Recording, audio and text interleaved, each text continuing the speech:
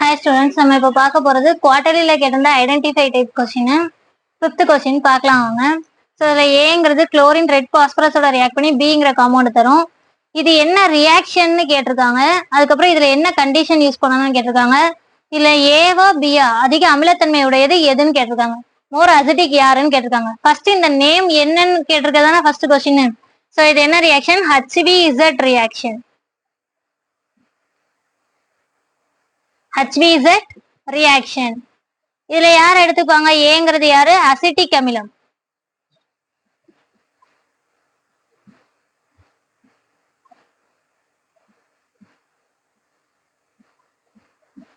Acetic acid.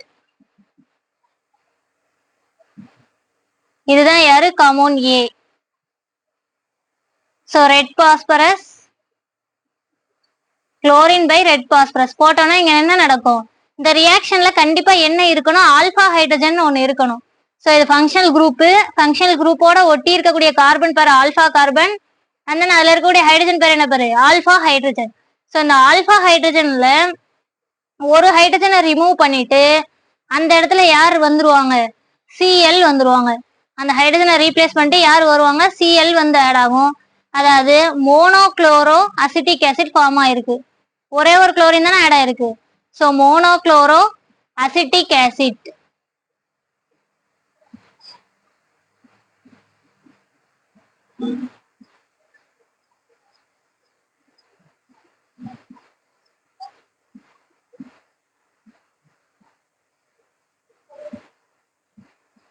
Monochloro acetic அமிலம் கிடைச்சிருக்கு. இதுதான் காம்பவுண்ட் பி. இதை கண்டுபிடிக்கிறதுக்கு ஒரு ஹிண்ட் மாலிகுலர் ஃபார்முலா கொடுத்துருக்காங்களா? ஸோ அதில் செக் பண்ணி பாருங்க. C2H3 இருக்கு, ஆக்சிஜன் 2 தடவை இருக்கு, Cl ஒரு டைம் இருக்கு. ஸோ அப்போ இதுதான் காம்பவுண்ட் பி. ஓகேவா? ஸோ என்ன ரியாக்ஷன் சொல்லிட்டோம். இது கண்டிஷன் வந்து இதுல வந்து ஹைட்ராலிசிஸ் பண்ணோம், H2O போடணும். அண்ட் தென் இதுல கண்டிப்பா என்ன இருக்கணும்? ஆல்பா ஹைட்ரஜன் ஒன்று இருக்கணும். ஓகேவா? நெக்ஸ்ட் இதுல யார் வந்து மோர் அசிட்டிக், யாருக்கு அமிலத்தன்மை அதிகம்னு கேட்டிருக்காங்க. பிக்கு தான் அதிக அமிலத்தன்மை.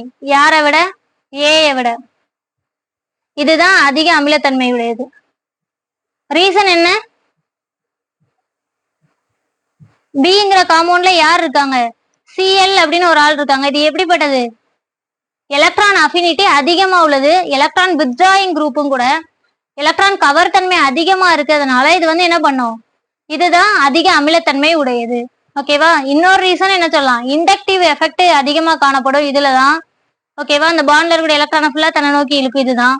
ஸோ இண்டக்டிவ் எஃபெக்ட் தூண்டல் விளைவு இதுல அதிகமா காணப்படுது. அதனால இது வந்து எப்படிப்பட்டது? காம்பவுண்ட் பி வந்து மோர் அசிட்டிக். ஓகேவா? நம்ம சேனல் சப்ஸ்கிரைப் பண்ணுங்க, உங்க ஃப்ரெண்ட்ஸ் எல்லாத்துக்கும் ஷேர் பண்ணுங்க. Thank you students.